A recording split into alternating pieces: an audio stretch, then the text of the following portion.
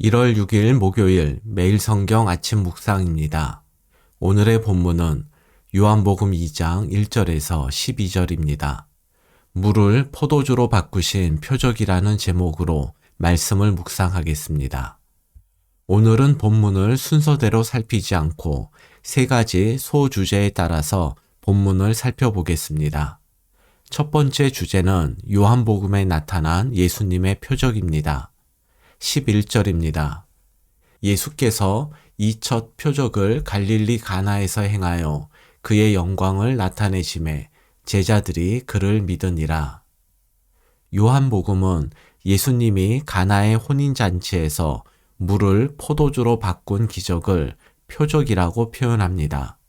표적은 세메이온이라는 그리스어를 번역한 말인데 영어로는 사인이나 마크에 해당합니다.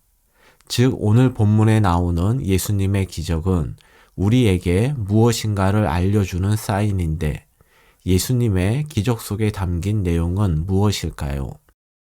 요한복음 20장 30절에서 31절입니다.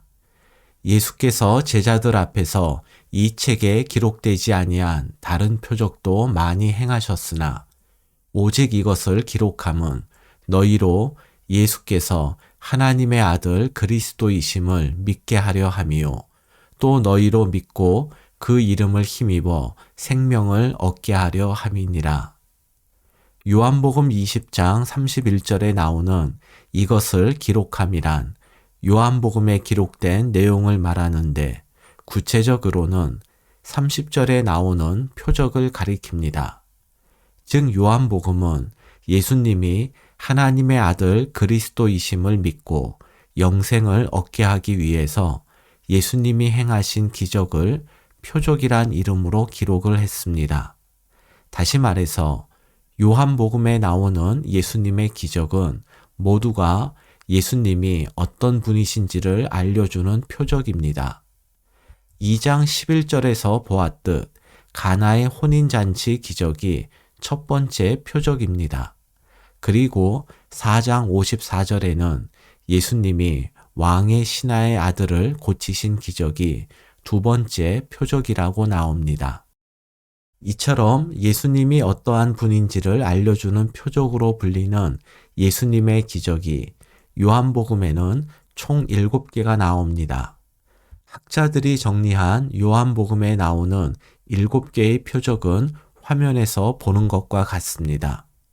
첫 번째 표적은 가나의 혼인잔치에서 물을 포도주로 만드신 기적이고 두 번째 표적은 왕의 신하의 아들을 고치신 기적입니다. 세 번째 표적은 베데스다 연못에서 38년 된 병자를 고치신 기적이고 네 번째 표적은 오병이어의 기적을 말합니다. 다섯 번째 표적은 물 위를 걸으신 기적이고 여섯 번째 표적은 날 때부터 소경이었던 사람을 고치신 기적입니다. 마지막 7번째 표적은 죽은 나사로를 살리신 기적입니다. 이러한 7가지 표적 가운데 첫 번째 표적인 물을 포도주로 바꾼 기적을 통해서 예수님이 어떤 분인지를 생각해 보고 또 우리가 기억해야 할 교훈을 알아보겠습니다. 두 번째 주제는 첫 번째 표적에서 알 수 있는 예수님입니다. 1절에서 3절 상반절을 보겠습니다. 사흘째 되던 날 갈릴리 가나에 혼례가 있어 예수의 어머니도 거기 계시고 예수와 그 제자들도 혼례의 청함을 받았더니 포도주가 떨어진지라. 예수님은 어머니 마리아와 1장에 나오는 제자들과 함께 가나라는 마을에서 진행된 혼인잔치에 초대되어 참석하셨습니다. 당시 유대인들의 혼인잔치는 일주일씩 계속되었는데 며칠이 지났는지는 모르지만 예수님이 잔치에 참석했을 때에는 포도주가 떨어졌습니다. 이것은 잔치를 개최한 사람들 입장에서는 가장 난처하고 부끄러운 일이었습니다. 9절과 10절입니다. 연회장은 물로 된 포도주를 맛보고도 어디서 났는지 알지 못하되 물 떠온 하인들은 알더라. 연회장이 신랑을 불러 말하되 사람마다 먼저 좋은 포도주를 내고 취한 후에 낮은 것을 내거늘 그대는 지금까지 좋은 포도주를 두었도다 하니라. 예수님은 하인들에게 물로 만든 포도주를 연회장에게 갖다 주라 하셨고 연회장은 이 포도주를 맛보고 깜짝 놀랐습니다. 10절은 처음보다 좋은 포도주를 나중에 주는 것을 비난하는 것이 아니라 물로 만든 포도주의 맛이 매우 훌륭하다는 칭찬의 의미입니다. 예수님은 물을 포도주로 바꾼 기적을 통해 우리들에게 무엇을 알려주시려 했을까요? 포도주는 포도를 발효시켜 만드는 것이지 맹물 자체는 결코 포도주로 바뀌지 않습니다. 하지만 천지를 창조하신 하나님이라면 포도 없이도 물을 포도주로 바꿀 수 있습니다. 즉 예수님은 물을 포도주로 바꾸는 기적을 통해서 당신에게 천지를 창조하신 하나님의 능력이 있음을 알려주신 것입니다. 그런데 창조 능력은 오직 하나님께만 있기 때문에 예수님에게 하나님의 창조 능력이 있다고 말하는 첫 번째 표적의 의미는 예수님이 곧 하나님이시라는 뜻입니다. 참 인간이면서 동시에 참 하나님, 이것이 구원자로 이 땅에 오신 예수님에 대한 요한복음의 첫 번째 설명입니다. 바꾸어 말해서 하나님께서 이 땅에 보내신 메시아는 인성과 신성을 함께 소유한 존재인데 이는 예수님만이 유일합니다. 그래서 참 인간이면서 동시에 참 하나님인 예수님만이 우리의 구원자가 되십니다. 예수님의 인성과 신성 가운데 어느 하나라도 부정한다면 그는 예수님을 온전히 믿는 것이 아닙니다. 예수님의 어머니 마리아가 예수님에게 혼인잔치에 포도주가 떨어졌음을 알렸을 때 예수님은 마리아에게 이렇게 말씀하셨습니다. 4절입니다. 예수께서 이르시되 여자여 나와 무슨 상관이 있나이까 내 때가 아직 이르지 아니하였나이다. 여기서 예수님은 자신을 낳은 어머니 마리아를 여자여 라고 부르는데 이것은 어머니를 무시하는 표현이 아닙니다. 요한복음 19장 26절에 나오듯 이 표현은 십자가에 달린 예수님이 마리아를 부를 때에도 사용되었는데 여자로 번역된 그리스어 귀네는 여자에 대한 최고의 존칭입니다. 예수님은 포도주가 떨어진 문제를 해결해 달라는 마리아의 간접 요청을 아직 내 때가 이르지 않았다는 말씀으로 거절하십니다.